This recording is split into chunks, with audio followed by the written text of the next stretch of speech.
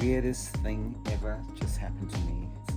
This video was supposed to be about giving you tips to help you to ride as far as you ever want to go, on Zwift at least.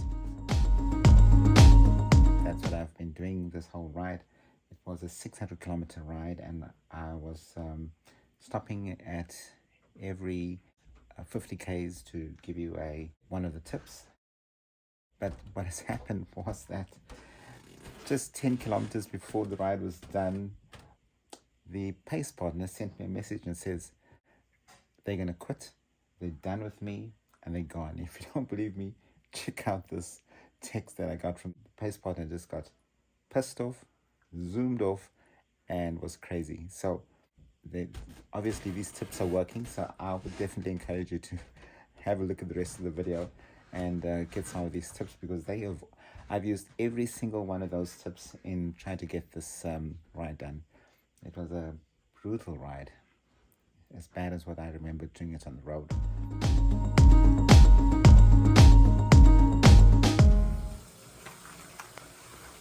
That is how much snow we've got at the moment. It's it's a cold, snowy day, and it's just the start of winter. That snow is not going to go away for the next 6 months at least. So Jermaine and I, and you can see there once again, that's Jermaine's legs there. Jermaine and I are on our bikes, and we're going to try and do some long distance riding this winter. So as you know, we are trying this Virtual Randonneur series of rides to ride like a 200, a 300, a 400, a 600, a 1,000, and then a 600 with 8,000 meters of elevation. So that's our challenge for the winter, and it's just basically to try to keep ourselves as motivated as possible. So we started about half an hour ago, and this is my first coffee break, so we just needed to adjust our fans. You can see our fans up there, and that's to be able to just keep us a bit cooler during the long rides. But so this is what we have to do during winter, and the idea with this video today is to give you tips on how to ride as far as you can on a virtual platform like Zwift. So I'm sure you can apply this to any kind of platform that you do, but I'm going to just give you some a few tips with regards how we actually do it on Zwift. Now I have 51 seconds left on my coffee break, so I'm not going to have time to do all of those. But what I'll tell you is that at each of my coffee breaks, I'll try to give you at least one tip. So today we're going to be riding at least 400 kilometers, and so there'll hopefully be lots of coffee breaks along the way, and then some longer formal stops as well. And at each one of those, I'll try to give you an update and at least a tip on how to keep randonneuring. Okay, so speak to you again soon, and stay tuned.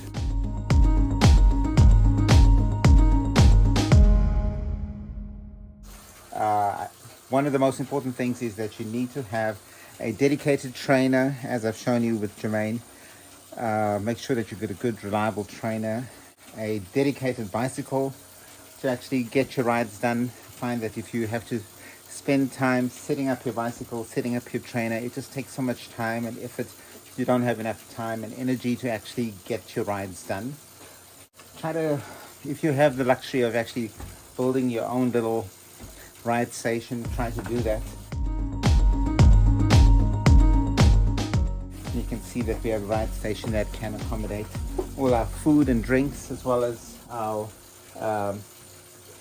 computer system to be able to do our Zwifting, as well as a monitor. And then we've got all our backup bikes, and these are all our spares. We just have rows of spares for any eventuality that we may have, so that we can minimize the interruption of our rides. So I think as long as you have this as a basis, at least it'll keep you motivated to be able to get on the bicycle and actually do your rides.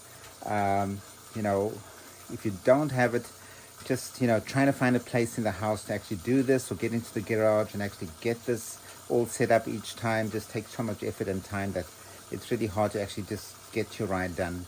So if you have the luxury, go for it. If you don't, well, then that's an added stress on you. Okay, so that's my first tip, is get a dedicated station, bicycle, trainer, computer system. and have enough spares to be able to get your rides done. Okay, I'll let you know the second tip in just a little while. I just need to get on with another half an hour of riding. Okay, speak to you soon. Bye.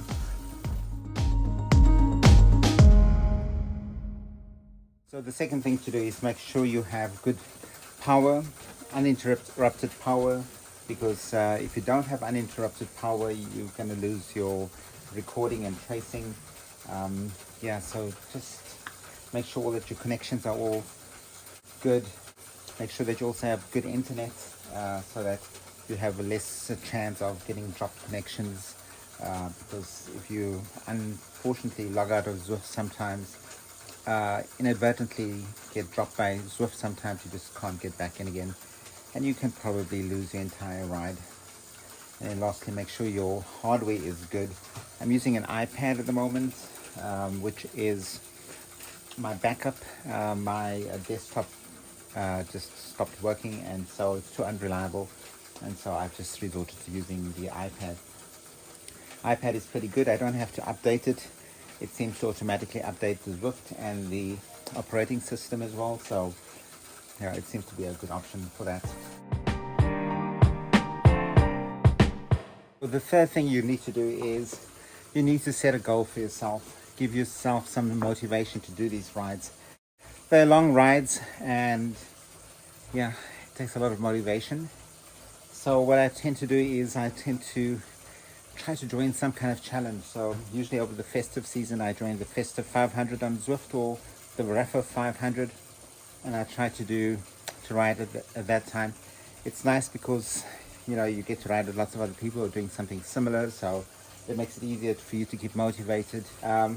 It's a little bit early in the season to do that, so Jermaine and I are doing our own little challenge, and which is what we call the Virtual Randonneur series. And the Virtual Randonneur series, as I may have said already in the video, I can't remember because it's actually a few hours ago, is to ride 200, 300, 400, 600, 1,000, and then 600 with 8,000 meters of elevation. And we try to do that, the initial series, in at least 4 different worlds. And so today I'm trying to do a 400 in the New York world. I did the 200 last weekend in Watopia, and I'll try to do the 300 and the 600 in 2 separate worlds.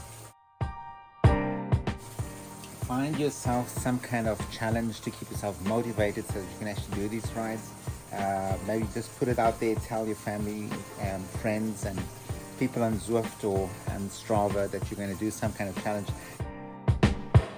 If you want to, you're welcome to join us on this challenge. Basically over the next 6 to 8 weeks, or maybe 10 weeks, until the end of January anyway, we're going to try and do as many of these long distance rides as we can. We're going to tally them all up, and depending on what kind of achievements we get over that period of time, we're going to give ourselves either like a randonneur status, or a super randonneur status, or a super duper randonneur status, or a super duper uber randonneur status, just depending on what we actually achieve. Just fun, trying to keep ourselves motivated to keep going over the winter period. Okay, my time's up. Got to get back on the road. Speak to you again. Bye.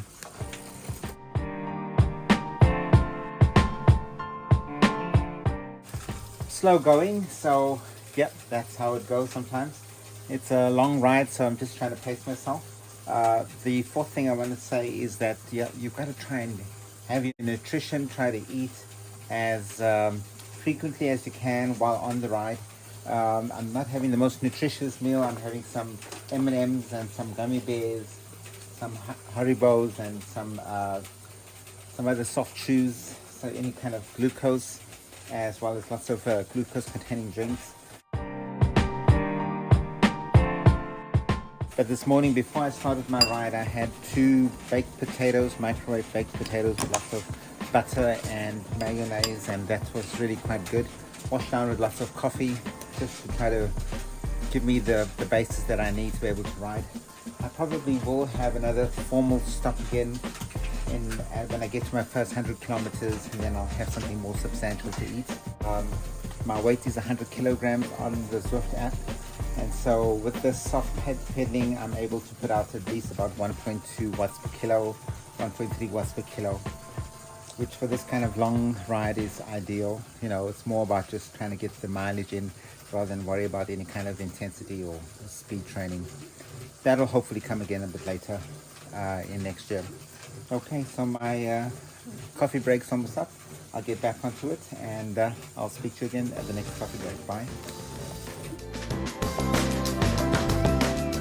So we're just coming up to 6 hours of riding, and this is the umpteenth coffee break. So at this point, it's really important to start to be aware about pressure point management. After 6 hours, it's quite common to start to get some nerve compression syndromes in your hands. So you can get things like carpal tunnel syndrome, Guyon's canal syndrome, also called the cyclist wrist or cyclist hand. And it's really important to try to avoid that. What you need to do is change your hand positions as often as possible. Go from your hoods to your drops to the top of your bars. Stretch out your hands, stretching behind your back. Keep moving them all the time. Also, your feet, pressure point complications in the feet can start to cause numbness, burning in the feet, numbness of the toes. And what you need to do is just loosen your shoes. Make sure there's enough space for your feet to move inside your shoes. And when you're pedaling, lift your foot off the pedal and pull it against the uppers of the shoe, just to try to reduce that stress on the sole of the feet. We don't know exactly what it is. Is it circulatory or is it nerve compression? It might be a combination of both of those. The hands definitely is nerve compression, so probably the feet might be more nerves than vascular, but whatever it is, just try to take the pressure off the feet. The butt, yeah, that's a big problem. After 6 hours, you start to sweat, start to chafe, and just pressure of sitting on the saddle all the time can be a problem. So whenever you get to a hill, what I try to do is just get up, stand, pedal, get out of the saddle and pedal, just to try to take the pressure off once again. Once again, you can get like peroneal nerve compression syndromes, but then you can also get pressure point sores, blisters, ulcers, like horrible things can happen down there. Get off the saddle. If you have the opportunity, use some chamois cream or some other kind of lotion, whatever you need to just lubricate the area. Make sure you have a really good chamois within your shorts. Change your shorts if you have the opportunity. Take all these precautions to try to reduce the amount of pressure on that. But that's going to help you because, I mean, I've got 6 hours down. I've got another 18 hours to go. So it's a long day in the saddle. Talk to you again soon. Bye.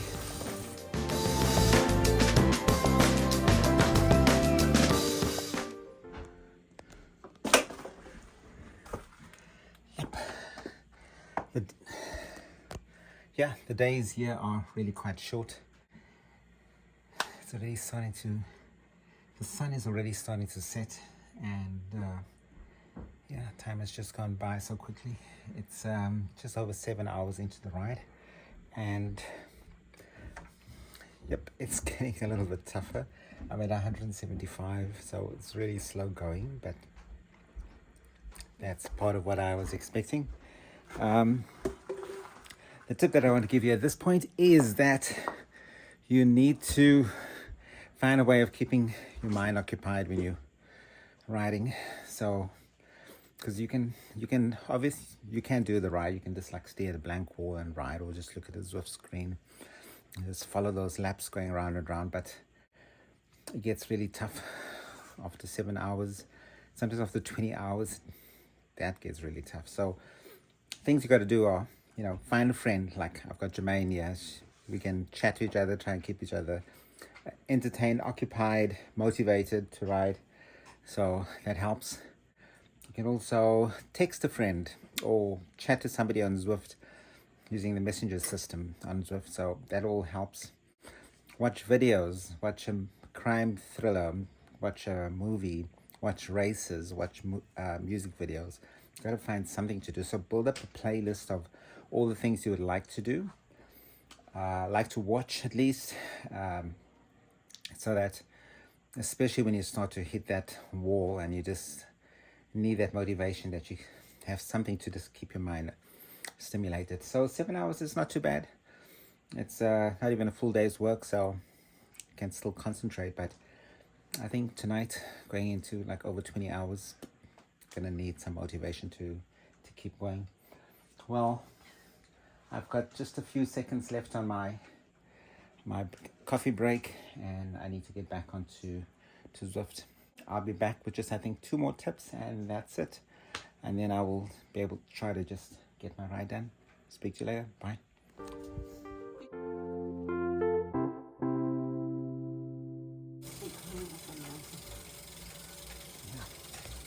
So, yeah, so I'd recommend, as your penultimate tip, I think, try to ride with a pace partner. It just helps to give you the motivation to keep going, especially when things are getting tired. Just be careful about starting off really fast with some of the faster guys. You may, of course, cover a greater distance. You may have a better average speed. You may cover the first distance really quickly. But there's always a risk that it's going to catch up with you. You know, you're going to start to burn out. And especially when you're going ultra far, if you're going 600 or longer, you know, you really have to pace yourself. Just watch out. Don't go too fast at the beginning. Sometimes it's pretty frustrating to ride with the slower pace partners, but it forces you to just slow down and pace yourself. So, I mean, I'm still with Taylor. I've been with Taylor. I've been leaving her, lapping her, coming back each time, but trying not to overextend myself. If you, of course, let's say, for example, you start to get tired, then just slip down the rankings. You know, select a pace partner that's maybe not going as fast and going a little bit slower, and just slow down and try to recover. Especially if you're feeling tired, it's starting to get a bit of fatigue in there.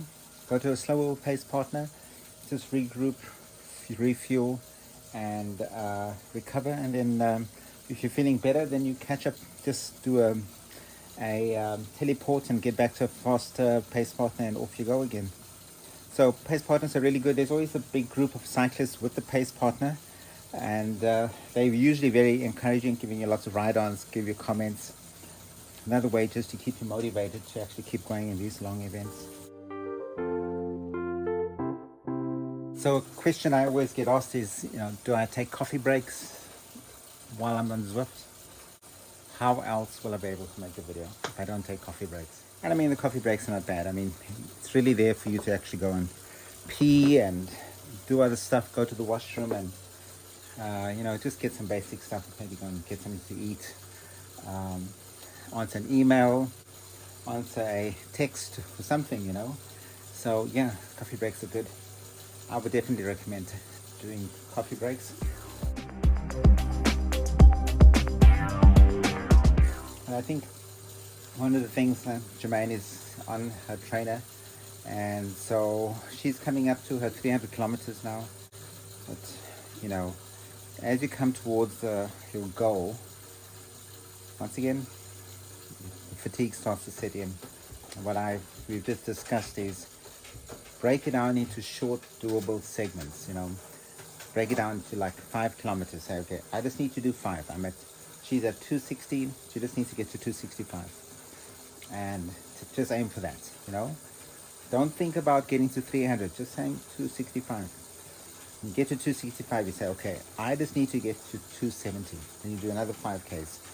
So mentally, so even if you take a break, stop, whatever you do, just break it down into little segments. And that's what I do on the road as well. I mean, on the road, you know, I always do negative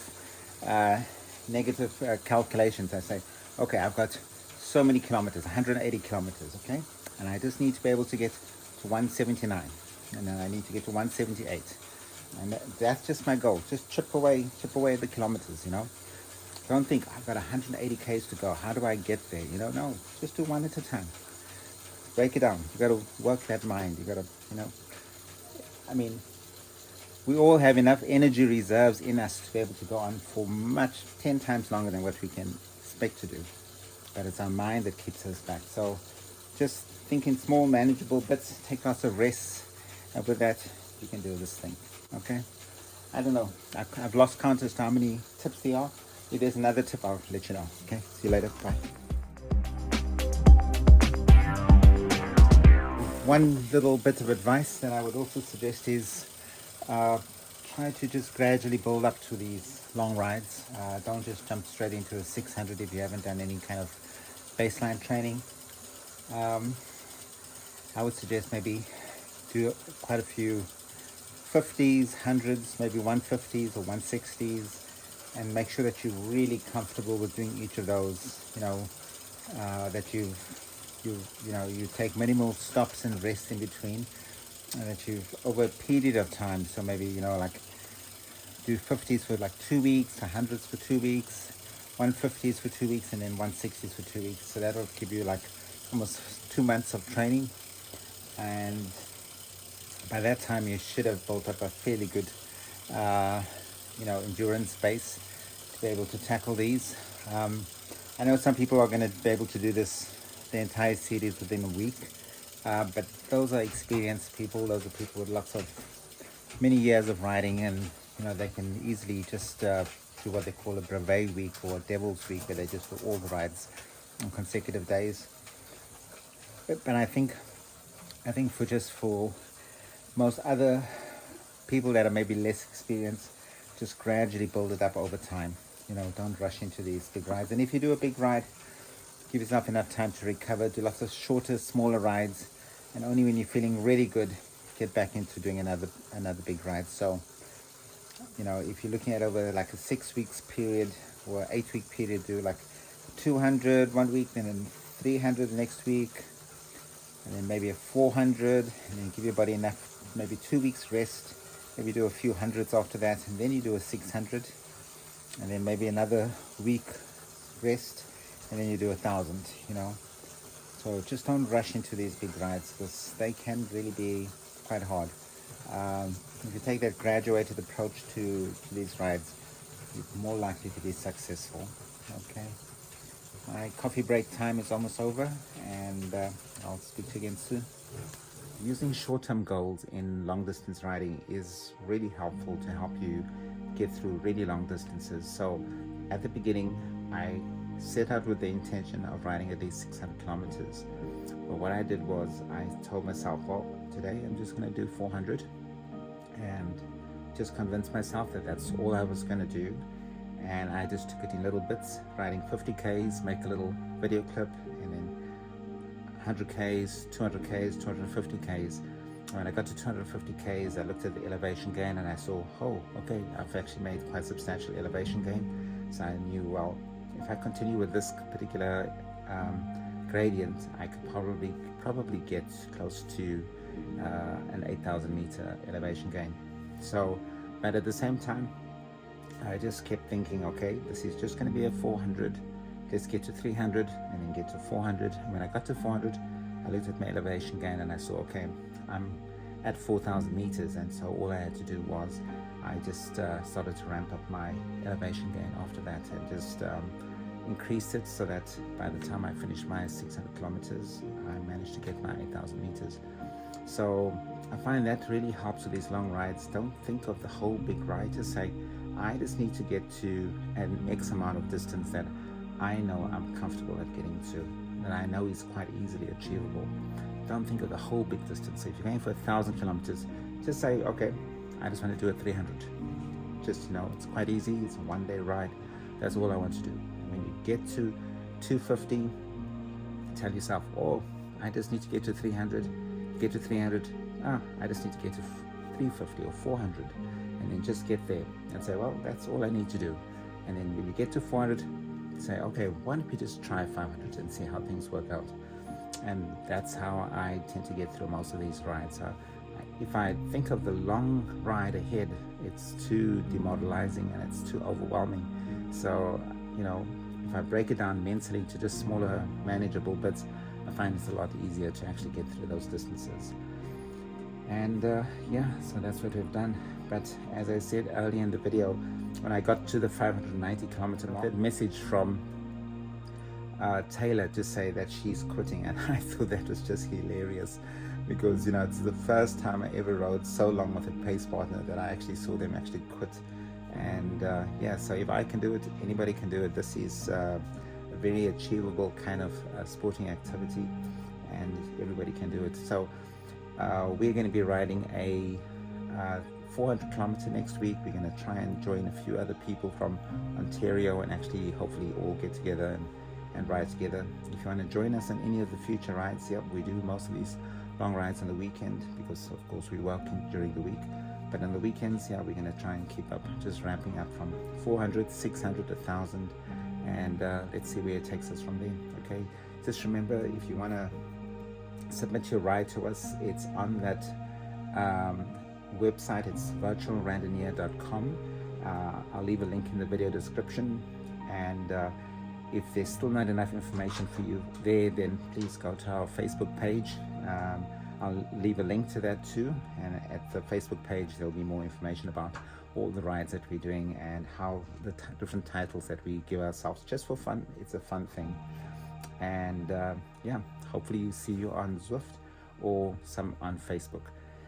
Remember, if you've enjoyed this video, please press that like button, and if you would like to see more of the rides that we do, please subscribe to this channel. Till the next time, stay safe. Bye.